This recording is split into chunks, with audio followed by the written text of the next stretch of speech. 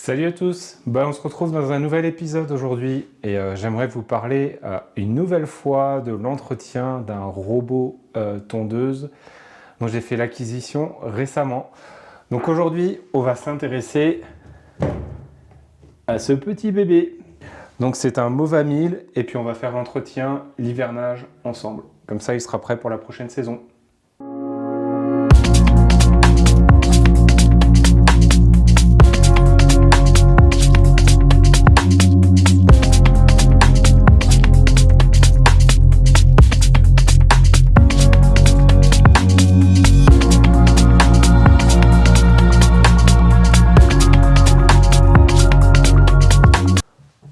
Donc voilà, le Mova 1000, c'est un robot que j'ai acheté récemment pour justement remplacer ma tondeuse style RMI 422P qui est un peu ancienne avec un câble de délimitation.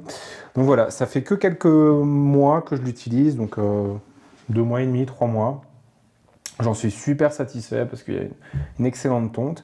Mais voilà, je pense que pour s'assurer que la tondeuse elle puisse continuer à vivre un certain temps, il faut faire son entretien régulier, s'assurer que l'herbe ne s'accumule pas partout. Et puis justement, on va faire ça ensemble. Donc moi, ce que je vous conseille dans un premier temps, c'est de bien appuyer sur stop, aussi de tourner le bouton qui est ici sur sa position off. Donc comme ça, on sera aussi un peu plus en sécurité. On est assuré que la tondeuse, justement, est bien éteinte. Et puis à protéger le capteur LIDAR qui est ici. Très important de le protéger pour justement éviter de l'abîmer et puis que là, vous ayez un certain coût de réparation qui se passe. Ok ? Donc je fais ça tout de suite. Voilà. Et puis voilà, ça va me permettre justement de vous montrer l'état un petit peu actuel des choses. Et donc on voit bien, il y a de l'herbe qui se coince au niveau de la tondeuse. Il y a une accumulation de la coupe qui est là. Je vois que tout le plateau c'est aussi un petit peu sale. Les roues sont bien abîmées. Enfin, pas bien abîmées, elles sont bien sales tout simplement. Donc voilà, l'idée c'est de pouvoir sortir tout ça, de s'assurer que tout et aussi encore lubrifier correctement. Et puis on va aussi regarder l'état des lames pour voir s'il y a besoin de faire un entretien ou pas. Donc on se retrouve tout de suite pour commencer à nettoyer. Donc voilà. Je vais la mettre comme ça pour vous. Alors moi je trouve le plus simple c'est vous prenez une brosse un peu avec des poils alors certes un peu souple, mais qui reste un petit peu dur. Ça a une meilleure attaque, je trouve, sans abîmer pour autant la tondeuse. Et puis vous commencez à frotter pour éliminer, on va dire, le plus gros. Pensez à faire attention aux lames, pas vous couper parce qu'elles sont très tranchantes. Puis on voit bien le résultat, ça part très vite. Donc voilà, ce serait dommage de laisser tout ce cumul d'herbe qui est en train de sécher pendant l'hiver et avoir des sacrées difficultés. Donc on voit bien, c'est des petites tranches carrément d'herbe accumulée. Ça fait parfois plus d'1 millimètre de ce que je vois. C'est pas dramatique, mais si on laisse tout accumuler, je suis plutôt certain que à long terme, la tondeuse, elle va pas aimer. Donc voilà. Donc ce qu'on va faire, c'est de démonter aussi le plateau central. On va prendre un petit tournevis pour ça, c'est un cruciforme. Et puis on va faire de notre mieux pour s'assurer que cette tondeuse soit quasiment neuve. Donc voilà, il y a 3 vis enlevées. Pour vous, on va mettre ça en accéléré. Et voilà, ça permet de démonter le plateau.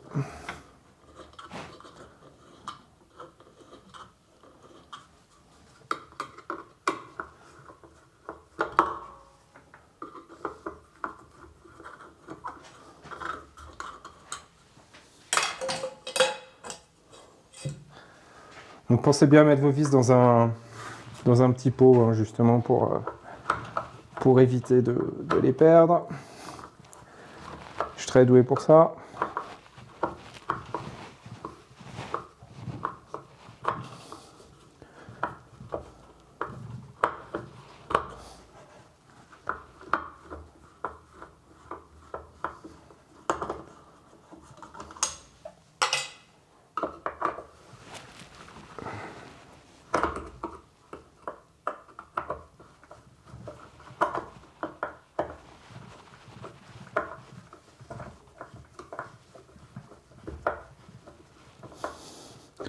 Alors il faut un petit peu maintenir le plateau en même temps, hein, parce que sinon en dévissant, bah, il va tourner.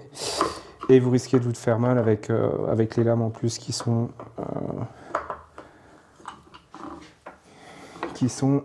positionnées. Donc voilà. Alors en soi, je vous le montre, hein, le plateau il n'est pas très sale, enfin pas trop sale.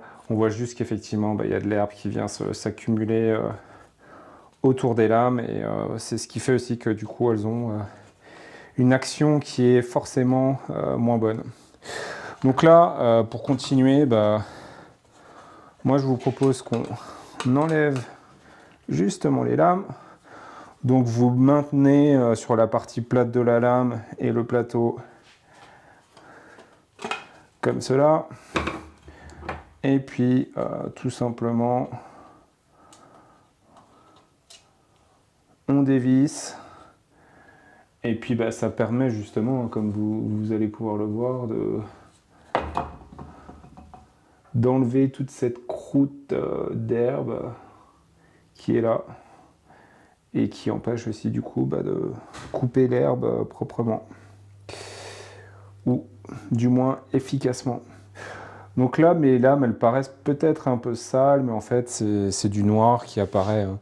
Donc voilà, vous faites la même opération bah, sur les deux autres lames restantes. À savoir que des lames, hein, vous pouvez en trouver sur Amazon si vous en avez plus, et je vous mettrai un petit lien dans la description justement pour trouver les bonnes lames.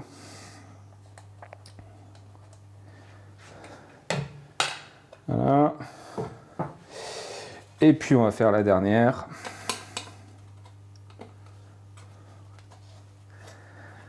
En plus, quand vous achetez la tondeuse, Mova, ils vous fournissent aussi un certain nombre de lames, et ça c'est vraiment plutôt sympa de leur part, parce que c'est pas toutes les marques qui font ça. Donc ça c'est vraiment un aspect plutôt positif.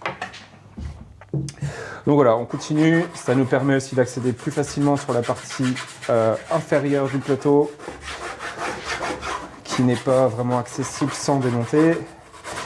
Puis moi, ce que je vous conseille, hein, c'est vraiment d'essayer de frotter tout ce que vous pouvez à sec, comme je suis en train de le faire. Et ce qu'on peut même faire, c'est, si vous voulez aller plus loin, c'est démonter la poignée. Ça permettra d'accéder aussi un peu mieux, j'aurais tendance à dire,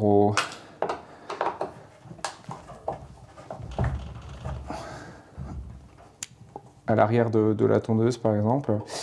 Parce que voilà, c'est pas forcément accessible. Et puis enfin,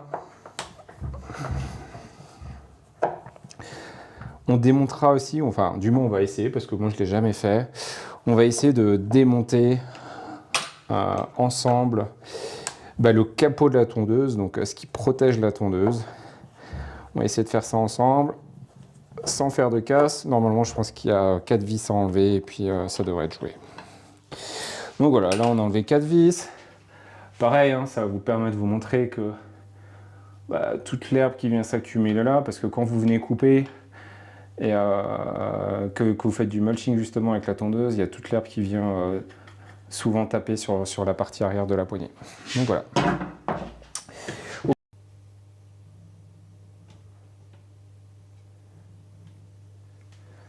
Donc dans la continuité, on peut aussi enlever le plateau qui monte en hauteur. Et je pense que ça fait justement sens de le faire.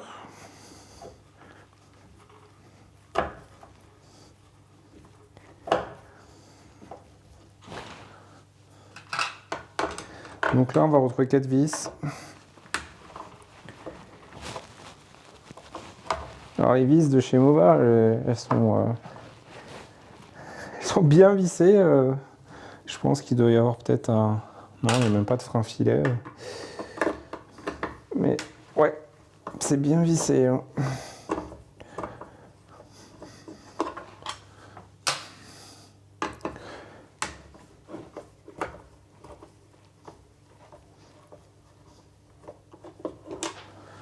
Donc voilà. Et ça permet de libérer le plateau sur lequel, au dos, on peut bien voir toute l'herbe qui s'accumule. Hein. Donc voilà, hein, je vous mens pas, hein, quand je vous dis que la saleté s'accumule, c'est vraiment la vérité. Hein. Donc d'où l'intérêt de faire ce nettoyage. On voit aussi toute l'herbe qui est dans les gorges là. Oh là là. Ouais, donc là je pense qu'on va peut-être même y aller à l'aspirateur tout à l'heure. Mais moi ce que je voulais vous montrer encore, on va voir si on y arrive, c'est... Alors là il y a une vis, deux vis qui sont là et je vois que derrière il y a potentiellement deux clips. Donc j'imagine qu'on va pouvoir faire des petites choses à ce niveau-là. Juste en train de regarder sur les bons outils. Je pense que là on va être trop grand. Ouais, ça doit être du 10. Je verrais bien du 10. Ouais, voilà. Donc voilà, ce qu'on va faire, c'est démonter le capot. Voilà, donc pareil, on a ces 4 vis dont je vous parlais. Et je pense qu'il y a un dernier clip qu'on va retrouver au dos.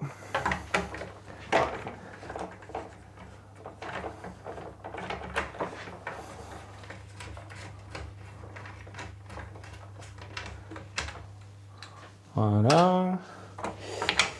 On va prendre ça. Donc là, je pense que ça va permettre d'enlever vraiment la partie basse, voilà, du pare-choc. Donc pareil, hein, si on ne démonte pas tout ça, on ne se rend pas compte de la saleté qui s'accumule ici aussi. Donc voilà, une fois de plus. Mais pareil, on ne se rend pas compte de toute la saleté qui s'accumule. Regardez sur les côtés. Là, tout ça, on s'en rend pas compte si on démonte pas. Hein. Donc, je sais pas si je vais aller jusqu'au démontage complet de ça, quoique ça m'a pas l'air. Ouais, je vais peut-être pas tenter le diable non plus, hein, je vais vous dire, parce que je vois pas forcément l'intérêt d'aller démonter plus loin. Mais voilà, à partir de là, on peut commencer à faire du gros nettoyage. Donc ouais. Donc ce qu'on va faire, c'est que je vais faire un accéléré de la session de nettoyage du châssis. Et puis je pense que suite à ça, on va pouvoir commencer à nettoyer le reste des pièces.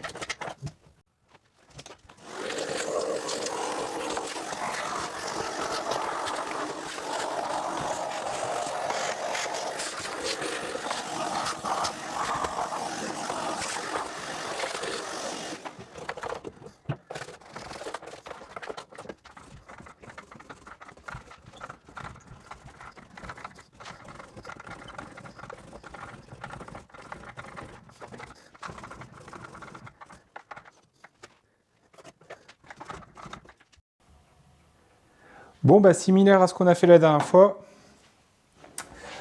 nous allons utiliser, enfin ce qu'on a fait la dernière fois dans une autre vidéo, on va utiliser un bac à ultrasons pour nettoyer. Alors c'est pas que j'ai forcément la flemme, mais il y a des parties qui sont un petit peu collantes ici, pas toujours évidentes à enlever, et je pense que l'ultrason, comme ça l'a fait sur l'autre modèle de tondeuse que j'ai, ça a vraiment fait le boulot la dernière fois. Donc voilà, on va procéder de la même sorte.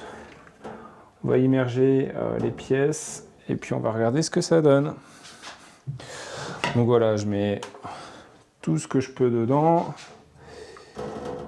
Je pense que ça va faire le boulot sans problème. Et je vais même y mettre les lames, les vis, parce que ça fait vraiment rien. Hein. Les ultrasons sont vraiment là pour décoller la crasse. Donc voilà, je vais rajouter la poignée. Alors je vais peut-être un petit peu dégrossir d'abord, parce qu'il y a quand même beaucoup de saleté. Mais voilà, comme ça je vous mens pas, hein. Je vous montre ce que je mets dedans. Donc voilà, on met ça dedans. Ouais, la problématique c'est que c'est une pièce creuse à mon avis. Et du coup ça tient pas. Bon, on va regarder ce que ça donne quand même. Et enfin, dans un petit pot, j'ai mis tout ce qui est visserie. Et là, pareil, on immerge, on pose dedans. On va essuyer les mains. Mettre le couvercle. Puis j'ai envie de vous dire, bah, c'est parti pour une session de 30 minutes. Alors, mettez bien votre casque. Enfin, pour vous, il n'y aura pas trop de bruit parce que vous n'allez pas regarder pendant 30 minutes cette boîte en train de faire son travail. Mais voilà, on se retrouve tout de suite pour vous montrer le résultat.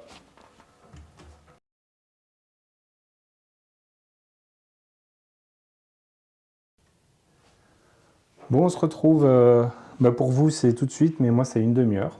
Une demi-heure plus tard. Qu'est-ce que j'ai fait pendant cette demi-heure? Bah, j'ai sorti les pièces de l'ultrason, j'ai vérifié l'état, et je ne sais pas si vous vous souvenez, mais le support qui permet d'attacher le plateau de coupe, regardez comme il ressort bien. Alors on voit qu'il y a un petit peu de verre ici, mais je pense que ça s'est déjà un peu incrusté dans le plastique, mais ça ressort super bien et c'est plutôt propre. Alors je ne vais pas dire que c'est nickel, mais c'est vraiment pas mal. Ça c'est le plateau de coupe, ça ressort vraiment nickel quoi. Ce que j'ai aussi fait pendant la petite pause pour vous, bah, j'en ai profité pour démonter les roues avant parce qu'elles sont en fait juste clipsées grâce à ce support. Donc ça s'enlève très facilement et j'ai profité pour nettoyer tout autour. Et puis ouais, que ça fasse un peu plus propre. Pareil, ça c'est le pare-choc avant. Donc ouais, regardez, elle est quasiment comme elle. C'est franchement positif. Et si on regarde un peu plus loin, donc voilà la bête. Et je me permets de vous montrer en dessous. Alors ça fait un petit peu de poids, mais regardez comme ça ressort plutôt bien quoi. C'est vraiment bien. Et alors il reste un peu de verre, hein, je suis honnête avec vous, mais par rapport à ce que je vous ai montré au début, je pense qu'on est plutôt pas mal. Donc on passe au montage. Allez, on passe au montage. Donc avant de tout remonter, je pense qu'on va s'occuper de remettre cette partie-là. Donc de ce que je vois, ça se met comme ça. Et pour remonter ça, 4 vis.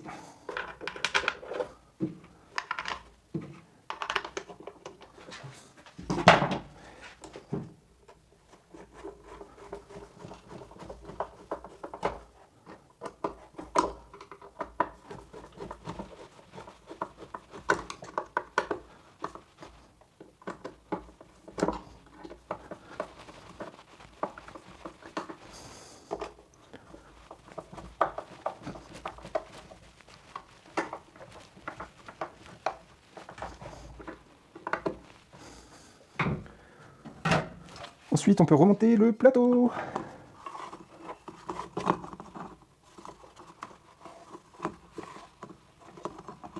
Voilà. 3 vis qui sont fournies aussi.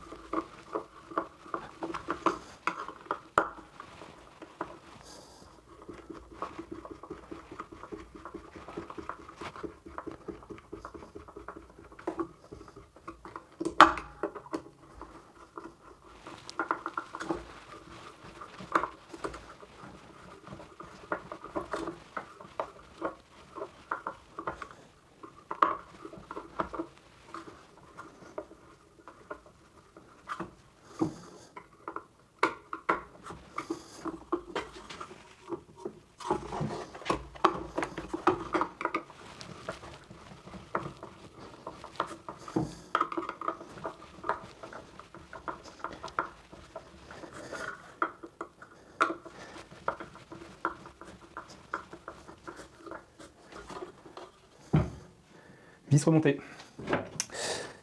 Maintenant, on va remonter la poignée. Donc là, plutôt simple, hein, si on fait ça dans le bon sens. Et on a ces 4 vis. Vraiment rien de compliqué ici. C'est vraiment l'étape inverse de ce qu'on a fait tout à l'heure. Hein. Donc aucun risque.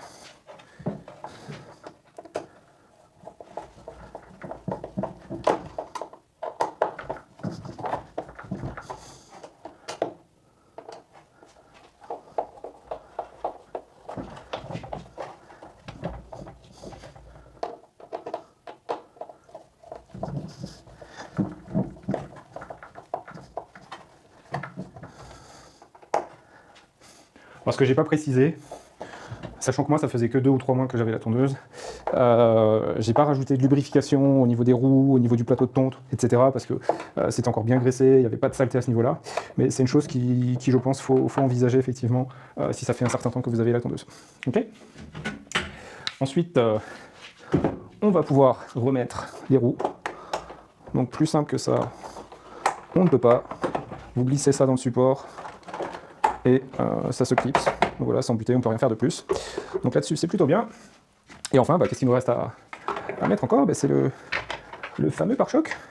Et je dois dire que je suis plutôt surpris parce qu'il se positionne tout de suite comme il faut, bien en face du filet dans lequel on doit insérer la vis.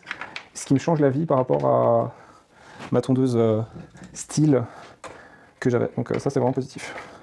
Donc pareil, on visse gentiment. Après, je pense qu'il ne faut pas serrer trop fort non plus, hein. Ça reste du plastique au final. Ça sert à rien de visser le pare-choc trop fort à mes yeux. Hein.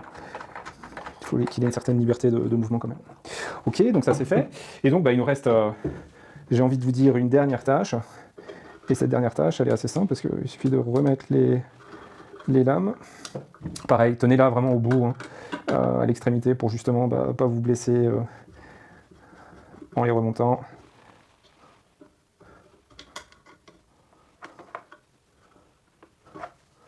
Et de une, et de deux.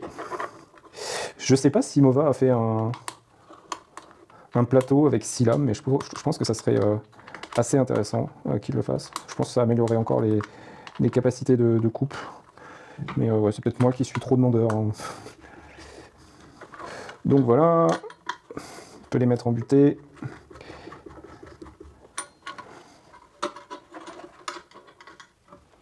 Donc pareil. Et la petite dernière. Alors allez, moi je vous rappelle, hein, je mets mes anciennes lames pour la simple et bonne raison qu'elles sont encore récentes, ces lames, et que je vois pas l'intérêt de les changer pour le moment. Elles coupent très bien et elles sont bien incisives encore, donc il n'y a aucun intérêt de les changer. Mais voilà, si vos lames elles ont fait une saison, honnêtement je les changerai à votre place. Hein. Donc je pense que ça, c'est quelque chose qu'il faut envisager. Voilà, donc là on a tout remonté. On peut retourner, enfin déjà vous montrer le travail. Regardez-moi ce résultat, c'est franchement très très sympa par rapport à ce que je vous ai montré au début. Je me répète une nouvelle fois, hein, le but c'est pas de le rendre neuf, mais le but c'est de faire son entretien pour que il tienne le plus longtemps possible. Et puis là il vous reste une dernière chose à faire, c'est de remettre son couvercle. Pensez aussi au capuchon lidar, et puis regardez-moi ça, c'est plutôt pas mal. Regardez. L'arrière, il est tout propre. Je vous rappelle, ici, il y avait plein d'herbes. Non, il avait vraiment bien mangé, j'ai envie de vous dire. Donc voilà, moi je pense que c'est plutôt positif.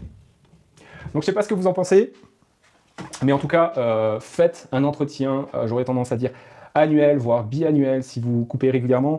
Moi, je suis en montagne, hein, donc l'herbe, elle pousse assez rapidement. Donc je pense qu'en faire 2 fois par an, c'est nécessaire. Il m'a fallu, allez, grosso modo, 1h15 pour faire tout l'entretien, sachant que je tourne la vidéo en même temps. Mais voilà, ça reste très raisonnable par rapport à ce que vous en faites et puis le service que ces machines vous rendent. Donc voilà, si vous avez aimé la vidéo, pensez à mettre un petit pouce, un petit j'aime sur la vidéo. Pensez à vous abonner et nous, on se retrouve bientôt dans une nouvelle vidéo qui sera de nouveau destinée au jardinage.